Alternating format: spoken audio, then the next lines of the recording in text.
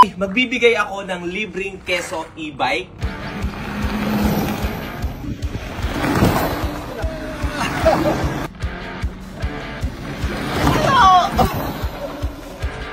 More laps! More laps! Grabe, ang tumulit. Guys,